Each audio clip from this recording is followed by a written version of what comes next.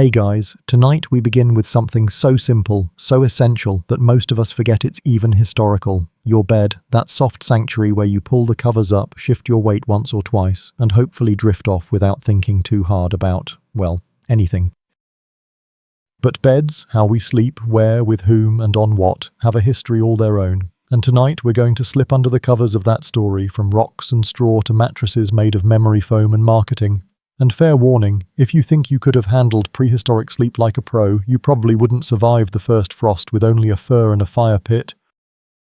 So, before you get comfortable, take a moment to like the video and subscribe, but only if you genuinely enjoy what I do here. And let me know in the comments where you're tuning in from and what time it is for you. I always love seeing how far and wide we drift together.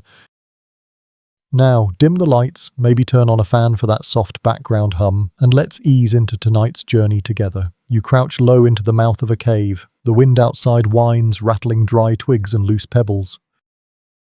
But in here, warmth is won by strategy. In the flicker of firelight, your bed is simple. A pile of dried grasses, maybe some pine needles, maybe a few animal skins thrown on top. You lie close to others, close enough to feel the puff of their breath, the shift of their ribs. Sleep isn't private, it's survival. A warm stone is tucked near your feet. Heated earlier in the coals, it holds just enough heat to trick your toes into relaxing. No pillows, no linen. Just earth and smoke, and a kind of closeness that hums in the dark. Historians still argue whether early humans truly built beds, or simply collapsed into nests, but traces of elevated platforms, smoothed stone shelves, and grass mats found in ancient cave sites like the one in Sibudu, South Africa, hint that even 200,000 years ago, people didn't want to sleep just on dirt. And already it wasn't just about comfort. Beds were boundaries. A fur-marked corner meant mine. A shared mat meant us. Sleep was both a break and a statement. You shift again. Something crunches, probably a beetle. The fire's glow dims. Cold presses against the back of your neck. You pull the fur tighter. The night is full of animal noises, rustles, low grunts, maybe the echo of something large slipping between the trees outside. But you're inside, not quite safe, just safer than outside. That's enough. Later, when agriculture begins to shape daily life, bedding changes too. No longer wandering, people sleep near their tools, their grain stores, their ancestors buried beneath the floor. Beds become places of memory and ritual. A child is born on the same fur his grandmother died on. Comfort. Not really, but meaning? Absolutely. One quirky tidbit. In some early farming communities, people slept on raised clay platforms that doubled as hearths. The floor stayed warm from the fire below, cozy if you didn't mind smelling faintly of cooked barley. In cold regions, straw-filled pits ringed with stones kept sleepers warmer than any blanket could. The trick was lying still, too much wiggling, and you'd end up face first in last night's embers. Your body, wrapped in rough cloth and wood smoke, begins to loosen. You drift, not into dreams, but into the deep, quiet animal stillness that comes when you know you've done enough, gathered enough wood, stacked enough straw. Checked the doorstone twice. Tomorrow will be another day of flint and fire, but for now, the only thing required is rest. Section 2. The sun blinks over a horizon of golden sand and gleaming stone. You're not in a cave anymore. You're in ancient Egypt, in a small mud-brick house along the Nile. Outside, the river glitters, sluggish and sacred. Inside, your bed waits in the corner of a sun-washed room that smells faintly of oil and linen. But let's not get ahead of ourselves. This isn't a bed the way you know it. There's no plush mattress, no pillows fluffed into perfection. What you have is a woven mat of palm fibers, or maybe a low wooden frame, simple and flat. The elite, of course, sleep higher, on hardwood frames with slats and cords stretched tight, draped with linen sheets as thin as breath. But you have the floor and maybe a reed mat if you're lucky. One thing that separates your Egyptian nap from your caveman cousins, the headrest. A curved, carved piece of wood set under your neck to keep your head elevated. And not just for comfort, it keeps your carefully styled hair intact and your body in alignment for the afterlife, because here, sleep isn't just sleep, it's practice for death. Historians still argue whether the headrest actually helped with rest or was mostly symbolic. Some believe it kept evil spirits from crawling into your head while you slept, sort of like a divine neck pillow with paranoia baked in. The room is quiet except for the soft buzz of flies and the occasional shuffle of sandals across baked earth. You lie down as the air cools. Your linen sheet clings to you, more suggestion than covering. You whisper a prayer to Bastet or Isis, something light to protect your dreams, and close your eyes. A quirky detail, the rich sometimes buried themselves with their beds, full-sized wooden frames nestled beside them in tombs because no one wants to face the afterlife on a cold slab of nothing. Even Cleopatra's bed, legend says, was more than furniture. It was a throne for rest, for love, and for planning revolutions. Your own sleep is more humble and more urgent. You've worked all day grinding grain or carrying water. Your muscles hum with exhaustion. The Nile breeze creeps in through a narrow window covered with woven reeds. It's not much, but it carries the scent of palm resin and river dust. As your breath slows, you hear the distant sound of drums. A festival for one of the gods, maybe, or a noble's procession winding its way through the city. But you don't move. Not even to swat the mosquito on your arm. You're too far gone now, floating just above the mat, hovering between the warmth of the day and the weightless silence of ancient dreams. This is a sleep layered with ritual. Some homes have amulets hanging by the bed, inscribed with spells to protect the soul during the night journey, because sleep and death, they're sisters here. One just lasts longer. You stir once more. The headrest creaks a little. Your feet are dusty. Your dreams are slow and sunlit. Somewhere, a scribe is writing by oil lamp. Somewhere else, a priest is blessing a corpse wrapped in linen just like yours. The gods are everywhere, and you are finally at peace, for now. Section 3. Evening draws over the Aegean, and your bed, if you can call it that, is waiting in the corner of a whitewashed room not far from a flickering oil lamp. You're in ancient Greece now. The marble outside still holds a hint of heat from the day, and inside shadows stretch long across the tiled floor. You sit, then recline, because here sleep doesn't start with a full lie-down. It begins with leisure. The Greeks didn't just sleep on beds, they lounged on them, called kleins. These low couches doubled as daybeds, dinner seats, and philosophical platforms. You might have heard of symposiums, but they weren't just debates, they were wine-soaked evenings where men reclined sideways, elbow-propped, head tilted back just enough to appear thoughtful, or tipsy, or both. Your own klein is made of wood, strung with leather straps and covered with a folded wool blanket. There's no mattress as you know it, just padding over planks. You stretch out, a jug of watered wine rests nearby, cool and clouded. Not for drunkenness tonight, just a sip to quiet the mind. Historians still argue whether most Greeks slept alone or communally, but we know wealthier homes offered separate rooms for women, children, and sleep. Privacy was prized, if you could afford it. Otherwise, the household curled up together, huddled near the hearth, draped in simple cloth, lulled to sleep by murmured prayers to Hypnos, god of sleep himself. Quirky fact. Some Greeks believed in dream incubation. You'd go to a temple of Asclepius, sleep on a stone floor, and wait for the god to visit you in a dream, sometimes with snakes, healing and visions bundled into bedtime. Tonight, though, your healing comes from quiet. The room smells of olive oil, beeswax, and sea breeze. Your limbs are sore from walking dusty hills or lifting amphorae at the market. The cicadas outside have grown tired of their own song. You pull a woven wrap around your shoulders, your pillow. A rolled cloak, your mattress, slightly uneven, with a creak in the middle. But sleep finds you anyway. This is a land where the stars still matter, where constellations aren't distractions from city lights, but family legends. You lie there, watching Orion slowly chase the horizon, and your thoughts drift backward, toward home, toward gods, toward stories already told. Tomorrow will bring more olive trees, more sandaled feet pacing across sunlit stone. But tonight, in the cradle of philosophy and theatre, you simply rest. You dream of running barefoot down a path lit by oil lamps, figs in your pocket, and the laughter of someone you once loved echoing up the hill behind you. Section 4. The sky above Rome glows with the last embers of day, soft orange fading into deep violet. You've eaten, maybe too much. Reclined too long, your limbs are heavy, head fogged with the soft haze of wine and a day spent strolling marble colonnades. Time to sleep, the Roman way. You're not just heading to a room, you're retreating to your cubiculum, a small windowless sleeping chamber in the heart of your domus. If you're wealthy, of course. If not, your bed might be tucked behind a curtain near the kitchen hearth or up in a cramped insulae where the walls are thin and the stairs creak like old men complaining. But let's indulge just for a moment. You lie on a lectus cubicularis, a stately Roman bed. It's carved from wood, maybe ivory inlaid if your fortunes have been favourable. The frame is wide, slightly elevated, often designed for lounging as much as sleeping. Strings of rope support a wool-stuffed mattress, soft enough to cradle you, but still firm beneath the weight of a long toga and longer day. Your bedding is crisp linen, though it hasn't been washed in weeks. You're used to it. The scent of cedarwood, rosewater, and whatever the slaves managed to sweep from the floor clings faintly to the sheets.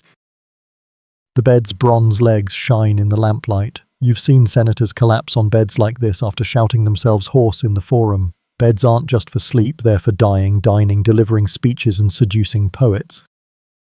Historians still argue whether Romans separated sleep into cycles, or if the concept of a full night's rest even existed in a city that never truly slept. But what's certain is that the wealthy took their rest seriously. Dreams too.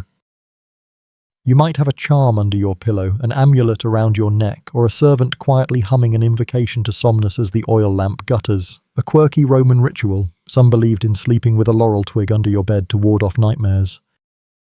Others trusted little ivory statues of Mercury, god of messages, just in case the dreams needed delivering. Outside your villa, the city sighs, wagons rolling late, laughter drifting from the taverns, and the faint roar of a lion in the Colosseum's holding pens. But inside, your world contracts.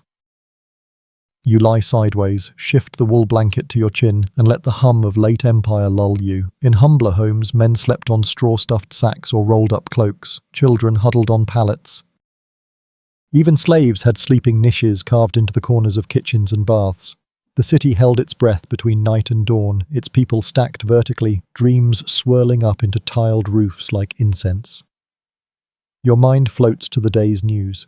A new edict from Caesar, the baker's daughter laughing too loudly, a letter from the coast written on wax tablets and smelling faintly of brine. And then the darkness thickens, the oil runs low, your bed creaks softly as your body sinks deeper, the way aqueduct water slips quiet and unseen beneath the marble streets. Sleep comes not as a crashing wave, but as a velvet curtain slowly pulled across your sight, and behind it, dreams born of empire, Section 5. The wind hisses through the cracks in your cottage wall. A tallow candle stutters, then gutters, and now you're left in the dense hush of a medieval night. Welcome to the Middle Ages, not in a castle, but in a peasant's hut, where sleep isn't about comfort, it's about endurance.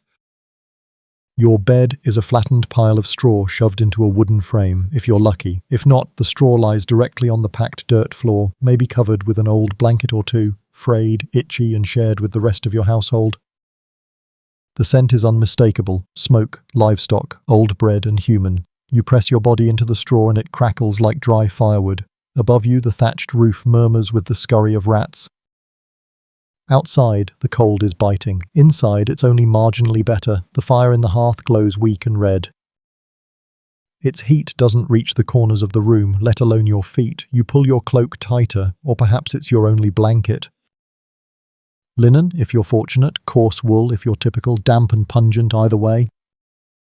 Your clothes stay on. There's no changing into nightwear. What you wore today is what you'll sleep in tonight, lice and all. Historians still argue whether medieval peasants slept all through the night or in segmented phases, first sleep and second sleep broken by an hour or two of darkness filled with prayer, storytelling, or even a quiet walk to check the animals. A quirky detail: beds weren't always for sleeping. They were for birth, for death, for illness and storytelling. Entire families lived out their most intimate moments pressed into straw beside the fire, the line between day and night blurred like smoke in the rafters. You're not alone in bed, not even close. Your partner is here, perhaps 2 or 3 children, and maybe your elderly father who snores through his toothless dreams. You're layered like laundry, sibling elbow in your ribs, someone's foot tucked under your leg for warmth. Personal space isn't a thing, but survival is. Body heat is a shared gift. You feel the floor through the straw. It's cold. Unforgiving, but familiar. You know which spots dip. Which ones scratch. You know how to turn without waking the baby beside you, who's swaddled tight and nestled between your belly and the soot-stained wall. A dog stirs near the hearth. The coals hiss. The wind outside groans against the door, testing the wooden latch. You whisper a short prayer, not for dreams, but for warmth. For the roof to hold, for the fire not to die before morning. The candle's gone now. Your eyes adjust to the dark, but there's nothing to see. Just the slow rise and fall of breath beside you, the scent of smoke on your skin, the straw rustling under your shoulder blade like a field ready for harvest. Sleep, here, isn't an escape. It's a pause, a brief letting go in a life of labor and grit. You lie still, counting the moments between the wind's sighs. The fire sputters, the child shifts, someone murmurs in their sleep. And you, finally, let your eyes close. Section 6. The bell tolls softly in the distance, a low, hollow sound rolling over stone cloisters and echoing into the night. You stir, quietly, carefully, not in a hay-stuffed peasant bed, but in a cold stone cell. You're in a medieval monastery now, and here, sleep is more than rest, it's discipline. Your bed is a narrow wooden plank, raised slightly off the floor, covered with a woolen blanket that scratches more than it warms. There's no mattress, no pillow. Just a folded cloak or your own arm beneath your head. You lie in your habit, still smelling of beeswax and barley soup, your fingers tucked beneath the blanket, your feet stiff in their worn leather sandals. The room is silent, save for the creak of timber as the wind sighs against the shutters. A small window, unpaned, just a hole in the stone, lets in a slice of moonlight and the damp scent of moss and ash. You are alone, but not lonely. Around you, through these thick stone walls, a dozen other monks lie in their own cells, mirroring your stillness. Together, but apart, a community wrapped in silence, historians still argue how much sleep monks actually got. The canonical hours, matins, lauds, prime, fractured the night like a clock with no mercy. Some orders rose at 2 a.m. to chant in candlelit chapels, then returned for a few hours of rest before dawn broke over their fields and prayers. A quirky fact, some monks believed that too much sleep weakened the soul. Sloth was not just a sin, it was a slow unraveling of spiritual resolve, so they slept upright at times, seated against the wall, hands folded. Others tied cords around their waists or used short beds so they couldn't stretch fully, because comfort, you see, was dangerous. You shift slightly on your board, the edge pressing into your hip. It's not pain exactly, just pressure. The kind of feeling that reminds you are here, awake, alive, and not meant to drift too far into pleasure. And yet, sleep still comes. Slowly, gently, the way candlelight fades before dawn, you listen to the wind hum in the eaves, the distant rustle of robes, the faint snore of Brother Thomas 2 cells down, who claims he never snores. You do not dream of riches or battles. You dream of bread, of quiet gardens, of soft rain falling on worn stone. You dream of psalms sung in echo, of illuminated texts, and the slight warmth of sun on a cold bench. Before sleep takes you fully, you whisper a prayer, not for miracles, but for humility, for steadiness. For the strength to rise again before the world stirs. This is not a restful sleep, but it is a sacred one. And as the fire in your belly flickers low and your breath settles into the hush of the stone around you, you disappear into the rhythm of a life not meant for comfort, but for quiet, persistent devotion. Section 7. The shutters rattle softly, and across the timber beams of your chamber, moonlight catches on heavy velvet. You're not in a monastery anymore. You're in a nobleman's hall now, late medieval or early Tudor, where the bed has become more than a place to sleep. It's a symbol, a centerpiece. A stage. You step onto the creaking wooden floor, lit only by the soft glow of a hearth long past its prime. Before you stands your bed, massive, square, and carved with vines, griffins, and family crests.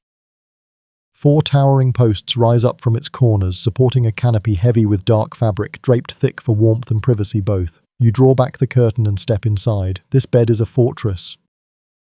Inside, there are wool blankets layered like roof tiles. A feather mattress lies atop a wooden slat frame, though the feathers poke through sometimes, and you've learned exactly where to lie to avoid the sharpest barbs. Beneath that, straw, again. Always the straw, because even nobility can't fully escape the scratchy truths of their age. You crawl in, pulling the velvet curtain closed. Inside, it's a world apart, warmer, quieter, shadowed in a way that feels safe.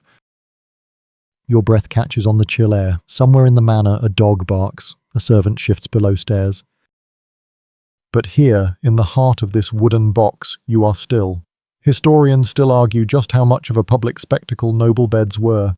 Some say these ornate sleeping chambers doubled as reception spaces. Guests might be invited to sit on the edge, important decisions made while reclining. Sleep wasn't private. It was political. And here's a strange but true tidbit. Many noblemen didn't sleep alone, even when they weren't married. They shared their grand beds with stewards, bodyguards, or favoured pages. Not for intimacy necessarily, just warmth and loyalty and, well, proximity. You shift under the covers. The sheets are linen, cool at first, but slowly warming against your legs. The feather bolster under your head smells faintly of lavender and wood smoke. Tonight, you are alone in the bed, or nearly. A servant dozes quietly on a pallet at the foot, in case you wake suddenly in need of water or a chamber pot or reassurance after a bad dream. You breathe in slowly. The thick curtains mute the wind outside. You can hear your heartbeat against the mattress. Everything else recedes. The politics. The pressure. Even the draft that slips under the door fades here, deep in the folds of cloth and down. This bed, so grand and heavy, doesn't just hold your body. It holds your story. The family name stitched into the tapestries, the creak of your father's footsteps when he once stood at its side. The echo of arguments, reconciliations, secrets whispered against the bedposts. Sleep comes eventually, not all at once, but in slow waves. You float in velvet and straw between memory and tomorrow. And if the chamber ghosts stir tonight, well, the bed is big enough to hold them too. Section 8. The rooster hasn't crowed yet, but the room is already stirring.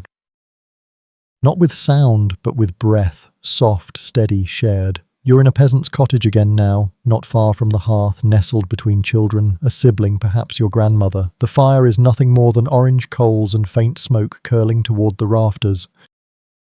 Your bed? A thin sack of straw on the floor. No frame, no headboard, just an effort to lift your bones an inch above the dirt. The straw's gone flat. It crunches in some places, smells vaguely sour in others.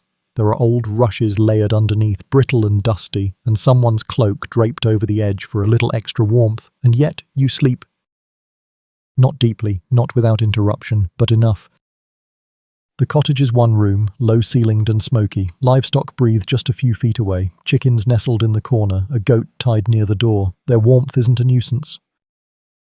It's insurance. Every living body inside this space is a contribution to the night's survival. You shift slightly, careful not to disturb the little one tucked under your arm.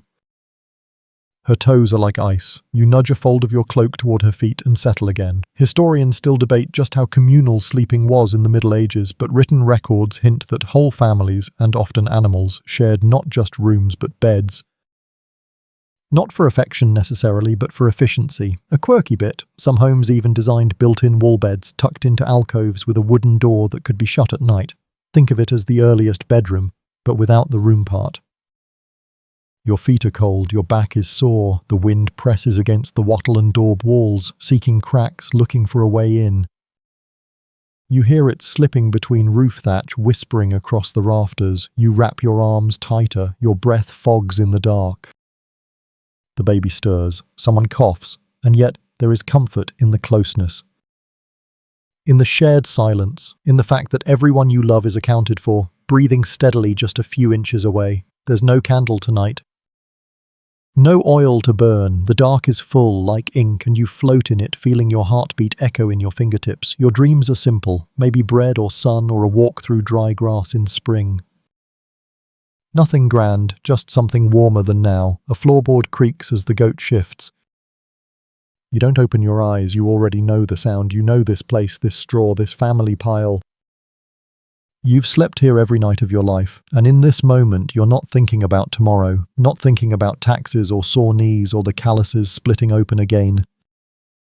You're just still, you're just breathing, and somehow that's enough. Section 9. The rooster calls this time before the sun has even risen, and you wake not from the noise, but from the itch. A familiar one. one that begins behind the knee, then under the collar, and soon enough spreads like gossip. Fleas, again. You sigh and roll over, sending a faint rustle through the straw of your mattress. Except it's not really a mattress, just a large sack, rough fabric packed with straw, rushes, and let's be honest, memories of every single season it's endured. Your shoulders ache. Your hips too, but that's normal, that's every morning. This morning you take a closer look at your bed, a peasant's bed if you'd call it that. The straw is flattened to a papery crust. A mouse chewed the corner during Lent. You meant to patch it, but time slips fast when daylight is short and survival's your second job. A small pile of lavender and mint is tucked near the head. More hope than help. It masks the worst of the mildew. Almost. Beds like this don't last long. You're meant to change the straw every few months. Maybe once a year if you're stretched too thin. But harvesting straw means work. Drying it, tying it, hauling it indoors, restuffing the sack. It's another task in a life already stacked like cordwood.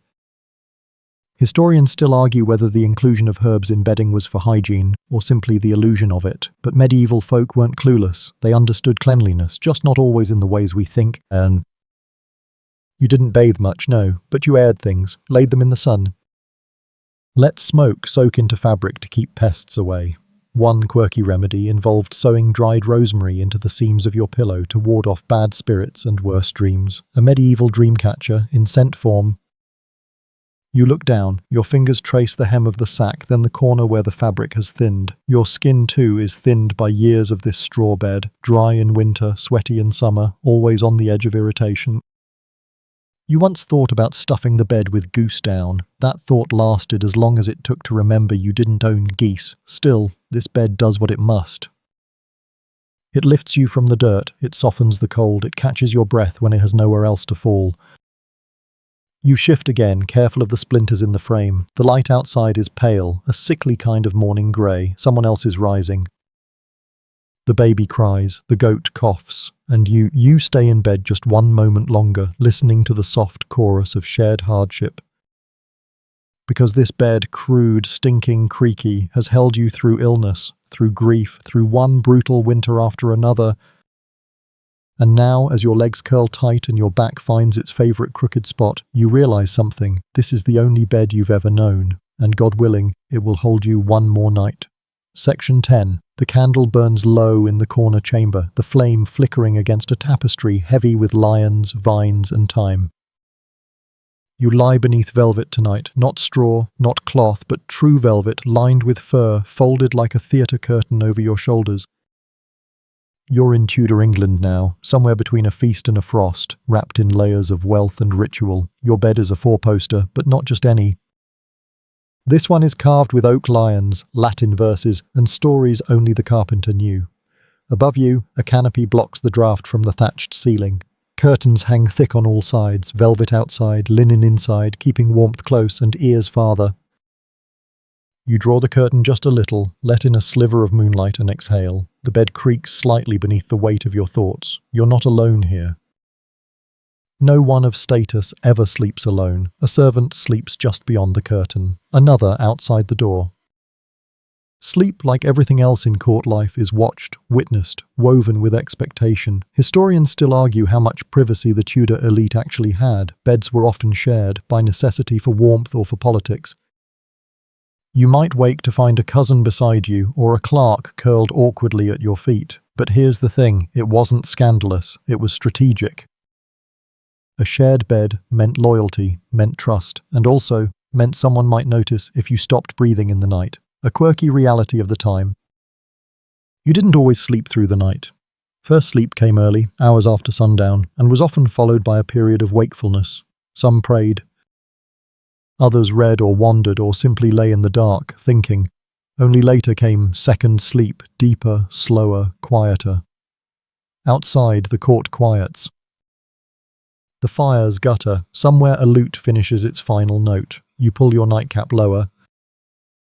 It's embroidered with your initials, a gift, you don't remember from whom. Beside you, the featherbed shifts. You adjust your limbs carefully, precisely. The goose down cradles your body, but unevenly. Too much in the middle, too little at the sides, a noble's complaint to be sure. The sheets smell faintly of rose water. Someone soaked them earlier, wrung them tight, and laid them near the fire before placing them on your bed. You never asked for that. But it was done anyway. You close your eyes. The court fades.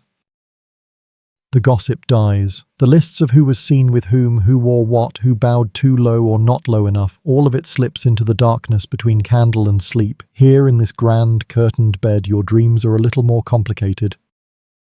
They carry the weight of your title, your name, your quiet fears about what tomorrow's audience might bring. And yet, beneath velvet and expectation, you are just another body, breathing slowly into the hush of night, hoping that rest will come before the rooster, before the bell, before anyone notices how tired you truly are. Section 11. The floorboards groan above you, and a fine dust drifts from the ceiling, catching faintly in the candlelight. You're not in the noble bed tonight, you're below it, or at least beneath the beams of a wealthier world. This is the servant's space, the shadow of luxury, and still it holds sleep. Your bed is narrow, wooden, unadorned. No curtains, no carvings, just a frame with a few slats, and atop it, a ticking mattress stuffed with hay or straw, or old rags if the season's been unkind. It creaks with every breath. The blanket is wool, stiff with age, and smells of starch and sweat. This is your place. Not just in the house, but in the world. And yet, it's warmer than most. Because here's the truth of Tudor and early Renaissance life. In many homes, sleep was stacked. The rich slept above, the poor below. Sometimes literally, beds on raised platforms or built into upper floors, while servants dozed near the hearth or beneath the stairs. Warmth rose, after all, and hierarchy followed. Historians still argue about the sleeping arrangements of medieval and early modern households, who slept where and with whom, but patterns emerge, masters in grand chambers, servants in closets, attics and corner spaces no wider than a cart. One quirky practice? In some houses, a truckle bed, a low wheeled frame, was hidden beneath the master's bed, pulled out at night for the page or maid to use, then rolled back in the morning like a secret. You lie in your own corner, tracing the knots in the wood above you. Someone walks across the floor above, slowly, deliberately. Maybe the Lord, maybe his wife. You can hear the soft creak of the bed frame, the whisper of linen. You're not jealous. Not really. You've never known anything but this. Your mattress rustles as you shift. A mouse runs along the wall. You don't flinch. It's part of the night now. Outside, frost presses its nose against the shutters. The fire downstairs is down to a glow, but the warmth lingers, caught in the low ceiling and thick air. Your skin prickles as your feet find a cooler patch of the sheet. You curl inward. There's no pillow, so you bunch your cloak beneath your neck. You've done this so many times it fits perfectly now, like the bend in a well-worn shoe. The silence deepens. The house breathes. And in this narrow bed, tucked beneath nobility, you exhale, not with envy, but with a kind of tired pride.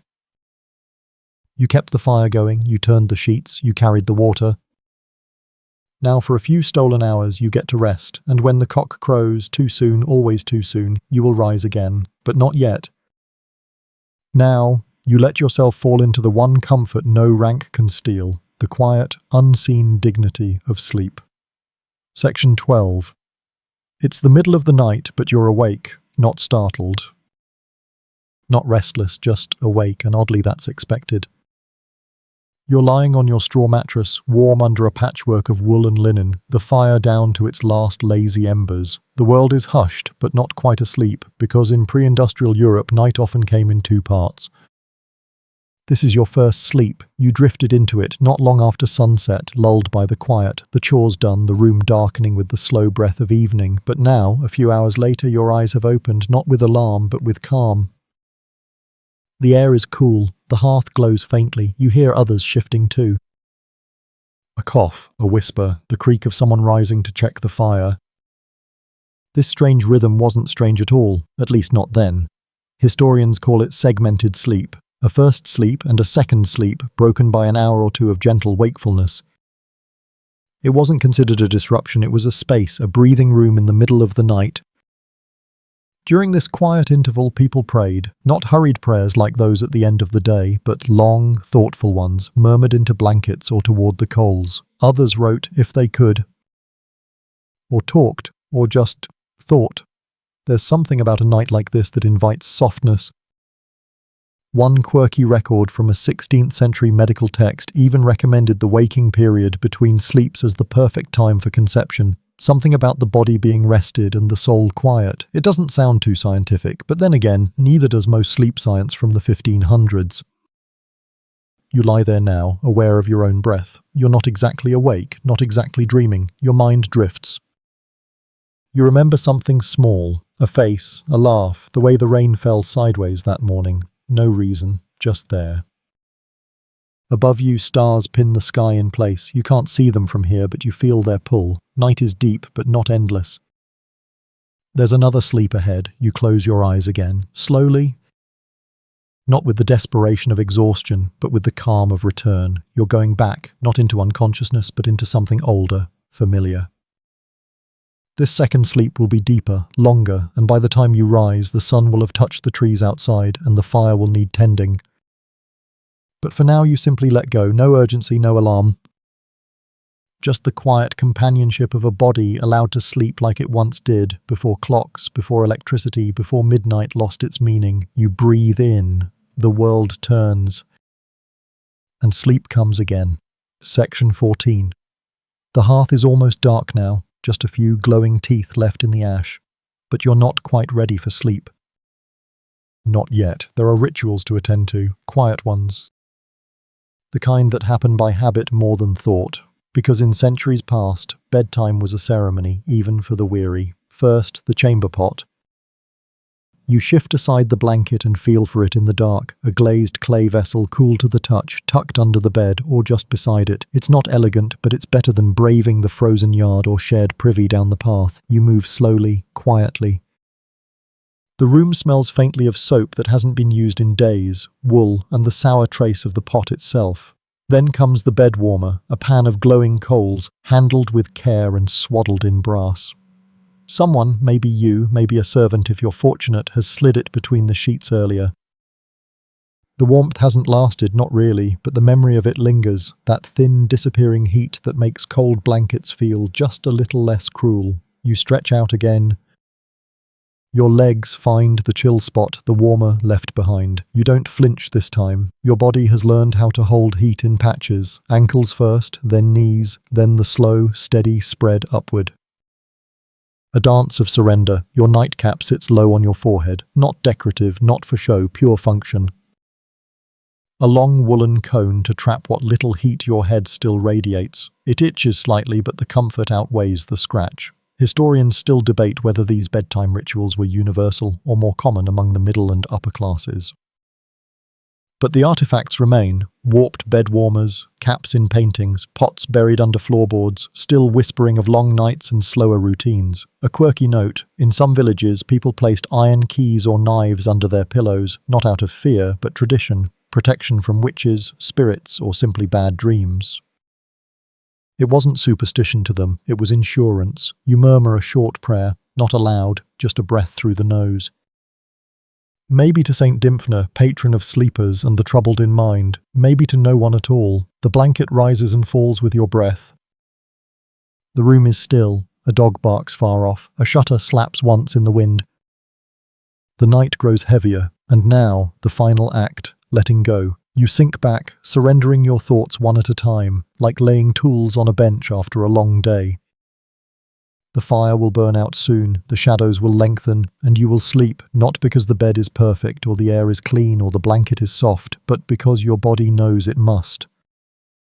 Because the rituals are done, because you've earned it, because the world for now is quiet. Section 15. Wind rattles the shutters, and for a moment you think the wall might give, but it holds, just barely.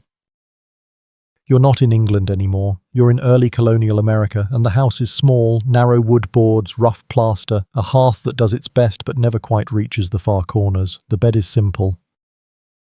A frame of nailed pine, lashed ropes across the bottom and on top, a mattress stuffed with corn husks or straw, maybe feathers if your luck's been better than most. You lie still, trying not to disturb the ropes too much. They creak like an old barn door, and the baby's finally asleep.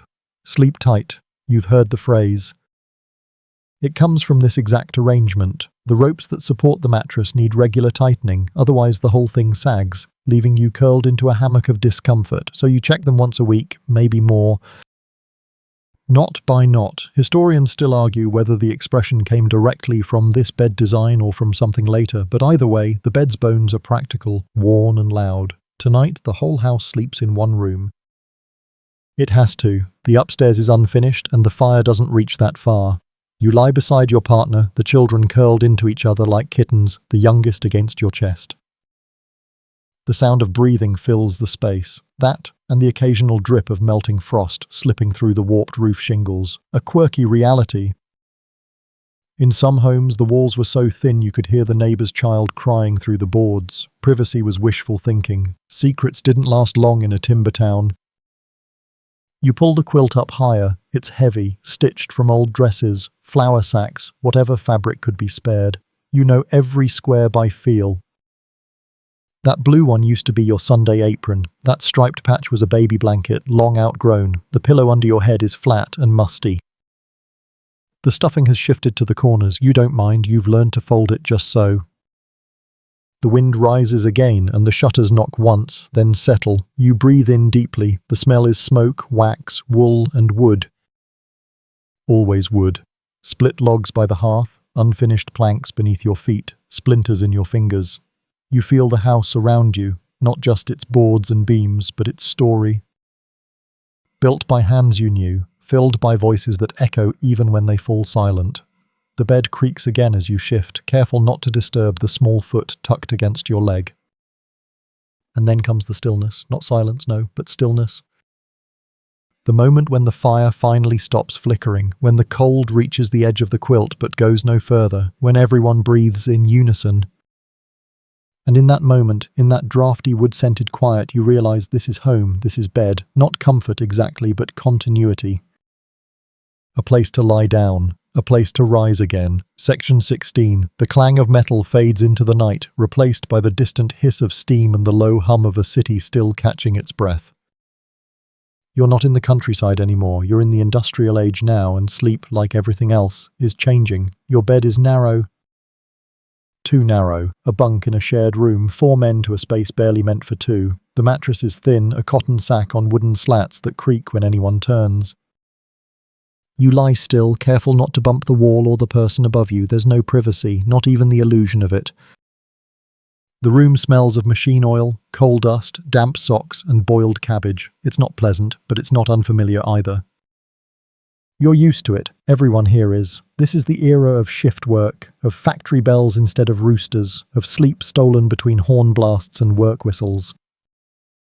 Your body doesn't sleep when it's tired. It sleeps when it's allowed. Historians still argue about how profoundly the Industrial Revolution reshaped sleep, but the signs are there. Families forced to adapt to irregular schedules, children put to bed by candlelight only to be woken before dawn. A world that used to rise and rest with the sun now buzzes on through the night. A quirky tidbit from this time, some workers actually rented beds by the hour. Hot bedding, they called it. One man sleeps while the other works, then they switch. The bed never goes cold. Neither do the sheets. You shift slightly. The man above you coughs in his sleep. Someone turns over against the far wall. The floorboards above creak with footsteps from the late shift returning. You pull your blanket tighter. It's coarse wool, government-issued, maybe second-hand, from a barracks. The corners are fraying. It smells faintly of bleach and years of sweat. Still, it's warm.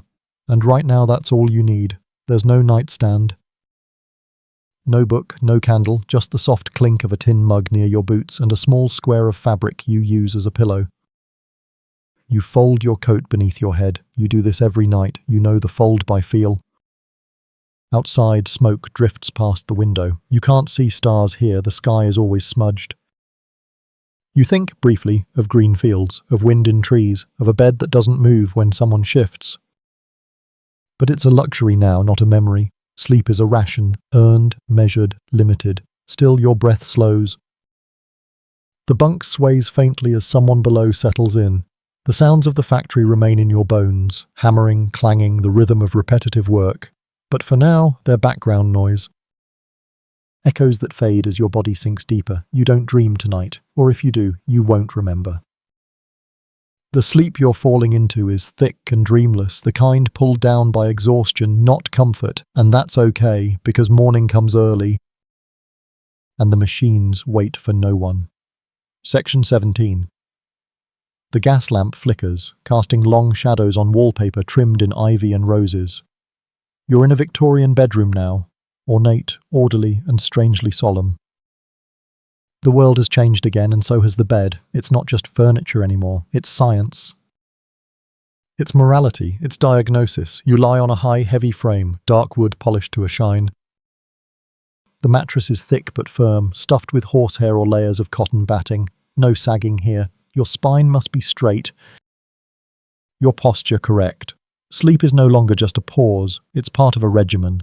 The sheets are crisp, tucked so tightly that you barely move beneath them. White linen boiled and pressed, a woolen blanket atop them, then perhaps a paisley counterpane for good measure.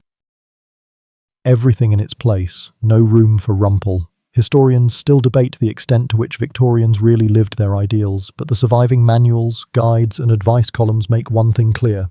The bedroom became a moral arena. The way you slept said something about your character. Too many pillows, indulgent. Too soft a mattress? Weakness, poor ventilation. Dangerous. You were expected to air out your room daily, regardless of the season. Better to freeze a little than breathe your own stale sin all night. And here's a quirky detail. Sleeping with the window open became a mark of virtue. Fresh air was thought to purify the body, fight consumption, and even improve your dreams. Never mind the coal dust from the street or the racket of horse-drawn cabs at dawn. Tonight, your window is cracked, just a finger's width. Cold seeps in and curls around the baseboards. You've layered well, long cotton nightgown, socks, even gloves if your fingers chill easily. The hot water bottle by your feet lost its warmth an hour ago. Now it's just a lump of rubber, half comforting, half clammy.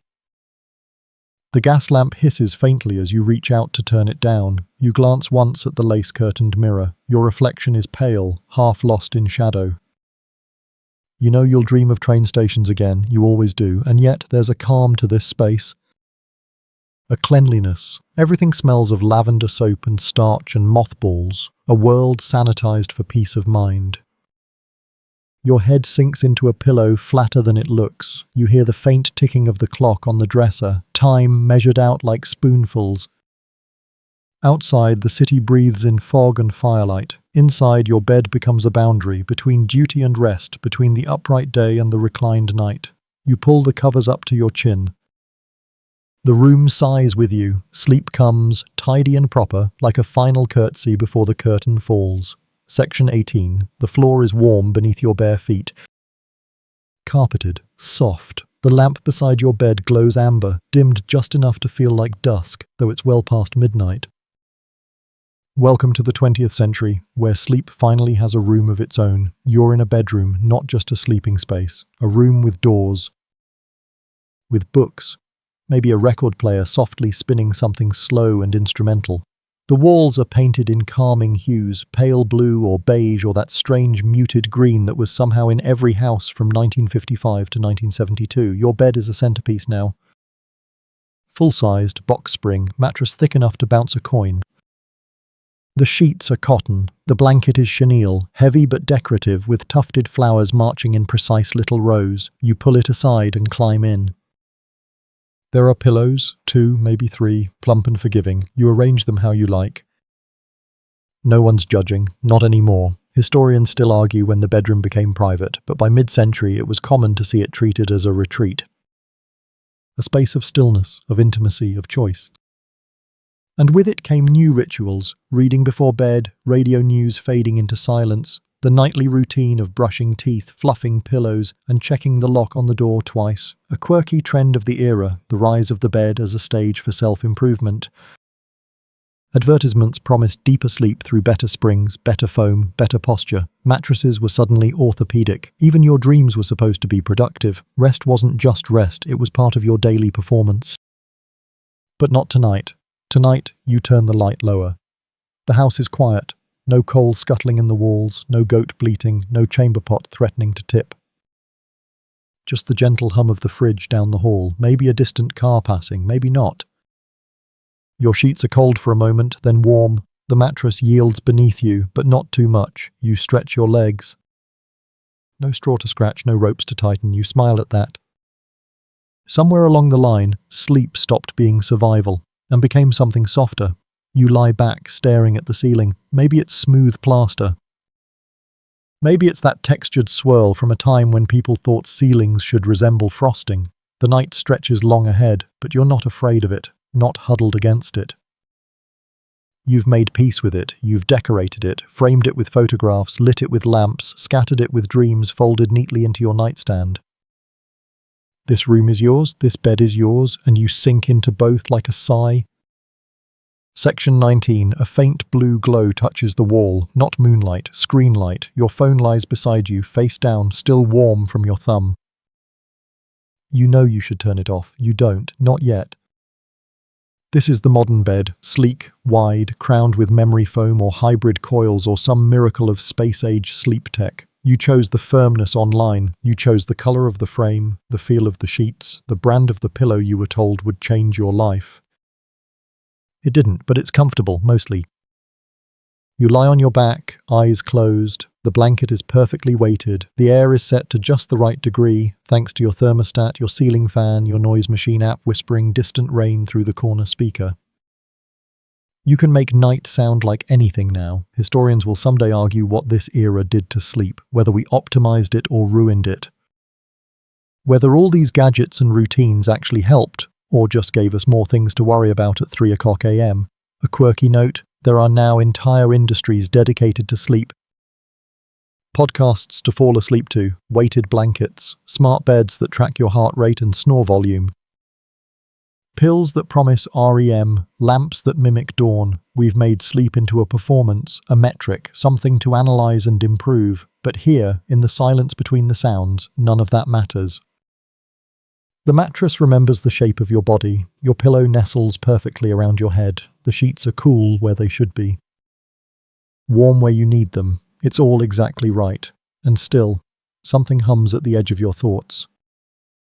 A lingering buzz, not noise but presence, your mind scrolling long after your thumb has stopped. A comment someone made, a task unfinished, a headline too heavy to lift. You flip the pillow, roll onto your side, let the blanket settle again. You try to remember a time when sleep just happened, no ritual, no tracking. Just night, body, breath, and then, finally, quiet, not silence, no. Just quiet, your thoughts slow, your shoulders drop.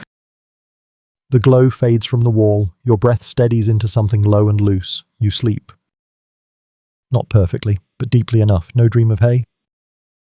No chamber pots, no goats, just the sound of your own heart, soft against cotton, steady beneath skin. And somewhere, far beneath the coils and foam and data, sleep does what it has always done. It takes you in. Section 20. The house is dark now. Not quiet, just dark in that soft, lived-in way that comes after all the switches have clicked off, the door has locked, the fridge has settled with a final sigh. You're already in bed, covers pulled high, the pillow just right. But before sleep takes you, your mind drifts, somewhere older. You think about why we sleep. Not the science, not the stages of REM or the way melatonin seeps through the bloodstream, but deeper than that, older.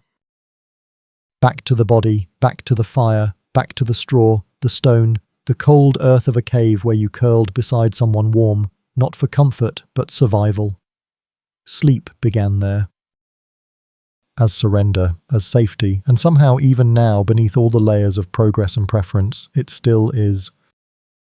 Historians don't agree on everything, but most will tell you sleep was never just biological, it was cultural, spiritual. Intimate, shared, we slept under stars and inside temples. On straw and feather beds, alone, together. Beneath velvet, behind curtains, beside beasts and beneath saints. We slept upright in monasteries and curled into firelit floors. We filled our dreams with gods and ghosts, with prayers and fears, with hope. A quirky little truth, across every era, no matter how cold or crowded or loud the world was, people found a way to sleep, somehow. And tonight, here you are. Body still, mind softening, blankets just so. Your mattress is modern, but your need is ancient. You seek the same thing those before you sought: rest, safety, peace. A place to lay down the armor of the day. A place where your breath can slow, where your thoughts can dissolve like sugar in warm water. You close your eyes. Not because you must, but because you can. And as your limbs grow heavy and the room settles into its late-night hush, you drift, not just into sleep, but into the oldest tradition known to us. The act of letting go, the act of beginning again. There's nothing left to do now. The day has already folded itself up like an old quilt, creased at the corners, worn but familiar. Whatever it asked of you, you've done enough. You've heard the stories. You've wandered through beds of straw and velvet, of steam and silence, of stone floors and canopied stillness. You've felt the sag of ropes, the scratch of wool, the softness of feathers, and the quiet weight of sleep through centuries of human breath. Now you are here. Wrapped in your own present, your own sheets, your own air. There is no time to keep, no bell to answer, no overseer, no gods to appease. No wood to gather or straw to fluff. You are held, and that's enough. Let the sounds around you blur now. Let the quiet deepen, like dusk filling a field. If your mind still clings to a thought, let it pass. Just one more guest at the edge of the room, bowing out without a word. No need to follow, just let them go. Your breath will guide you back. In and out, the muscles in your neck release. Your jaw softens, your hands fall open, you are safe.